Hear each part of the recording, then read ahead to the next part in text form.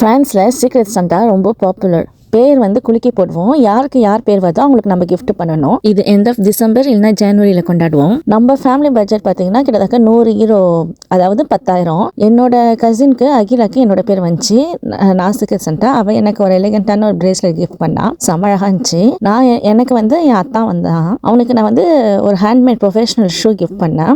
கிட்டத்தட்ட 15,000 ஒர்த்து. அதான் அவனுக்கு சாக்லேட்னா ரொம்ப பிடிக்கும். அதனால நான் டாப் பேஸ்ட்ரி ஷெஃப் கிட்ட போய் தேடி கண்டுபிடிச்சு இந்த சாக்லேட் வாங்கி கொடுத்தேன். Luxury item. பெஸ்ட்டு தான் எப்பவுமே நான் கொடுப்பேன். எனக்கு யாருக்கு கிஃப்ட் பண்ணணும்னு தோணுச்சுனாலே. கிஃப்ட் எல்லாம் சூப்பர். ஆனால் சாப்பாடு நான் லேட்டாக போனேன். அதனால பிரியாணியில் பீஸே இல்லை, வெறும் சாதம் மட்டும் தான் இருந்துச்சு. குஸ்கா தான் இருந்துச்சு. ஹோம் பிரியாணிக்காக நான் ரொம்ப மாதம் வெயிட் பண்ணேன். ஆனால் இங்கே ரொம்ப டிசப்பாயின்ட்மெண்ட் ஆயிடுச்சு. எனக்கு ரொம்ப கஷ்டமாக ஆயிடுச்சு.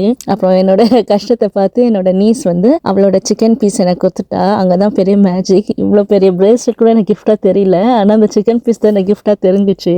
அதான் best gift of the day.